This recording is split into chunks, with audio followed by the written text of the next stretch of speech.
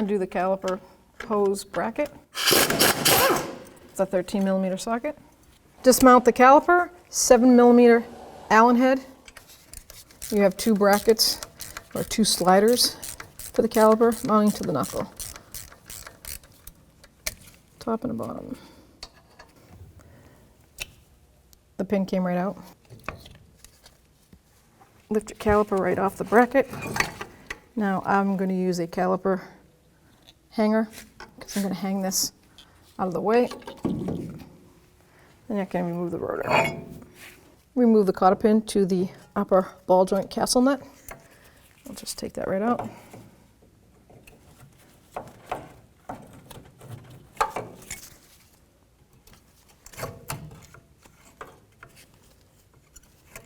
So this nut happens to be a 22mm. I'm going to use a 22mm wrench. Break that free. There we go. Don't take the nut all the way out without supporting the actual lower control arm and spring. So in order to do an upper ball joint or a lower ball joint, you have to have support underneath this lower control arm because it's spring loaded. This is not strut, it is rear wheel drive, so this spring is connected by the ball joints for the 2 control arms. So I'm going to use a tranny jack.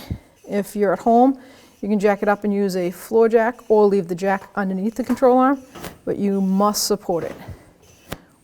So now we can remove the nut completely with the support there. I'm going to leave it on just a couple of threads because I'm going to use a pickle fork and break that free.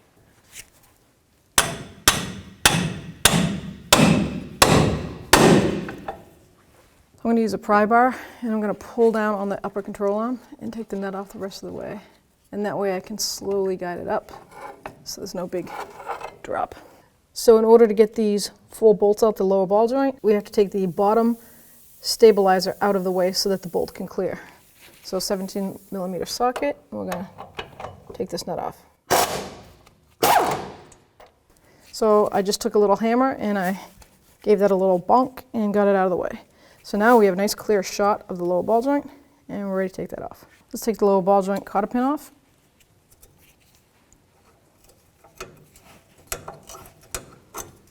.24mm socket.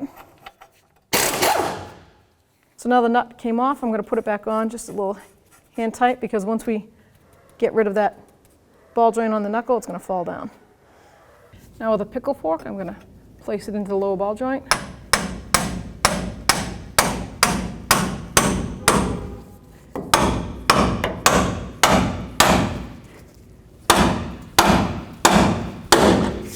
So now I have the outer tire iron still attached because there's no need to take that out of the way. And that way it's easier for me also to lower this down and then set it aside. So I have a 16mm socket and wrench, and I'm going to take off the bolts holding the lower ball joint.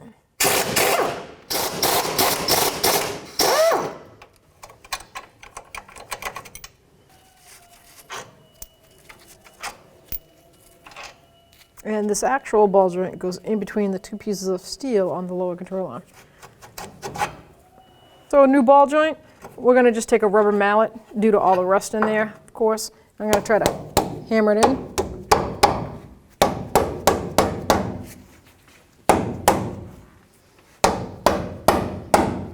Make sure you don't hit the boot. I have a nice steel like maul here. Little awl, and I'm just going to center everything. So we're going to put all the bolts straight through. And the nuts that come with the ball joint are self-locking. They have the rubber Teflon seal in there, so that's awesome.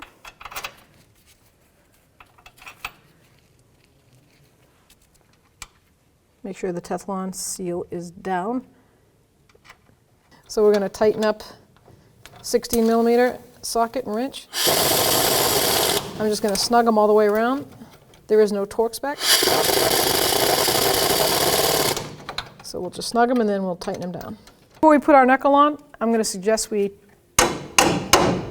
put on the sway bar link nut and tighten that down because it's kind of out in the open. 17mm socket.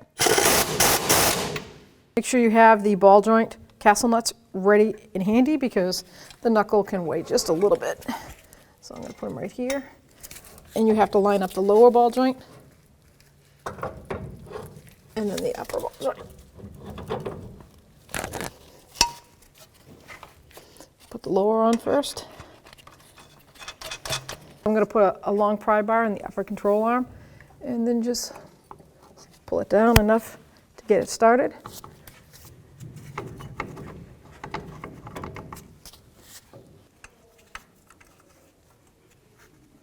So before I torque this, I'm just going to snug it down with a 24mm socket. And then the same on the top at 22. So now we're going to torque the lower castle nut on the lower ball joint. It's 94 foot-pounds. Pay attention to the hole for the cotter pin. Let's see where we're at.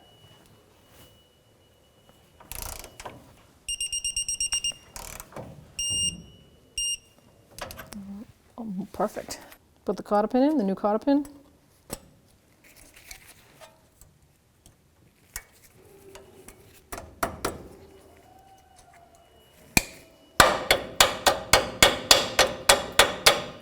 Upper ball joint castle nut, 60 foot-pounds. Paying attention to the cutout hole for the cotter pin. We're going to line that up also. It's okay to go a little bit over once you reach the torque if it doesn't line up.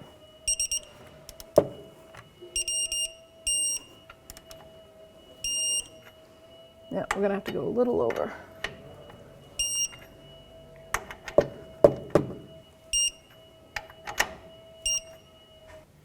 Run the cotter pin through. New cotter pin comes with it. Make sure you use that.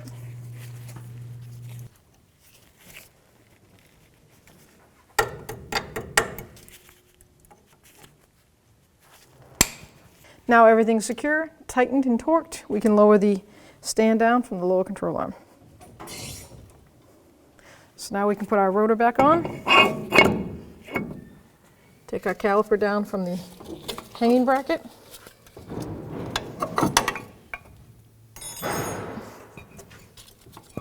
Line your pads up. So you got to get these pads to sit down in the grooves of the bracket. And there we go. We can put our slider pins in.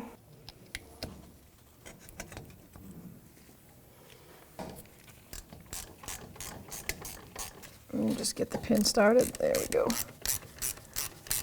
I did add some new caliper grease to the sliders because it's always good to put fresh grease on them. Both caliper slider pins is 26 foot-pounds. Now we can install the bolt for the brake hose bracket. That's a 13mm socket. And anytime you do any sort of suspension work, whether it's ball joints or tie rod ends, steering, don't forget to always get a proper alignment done.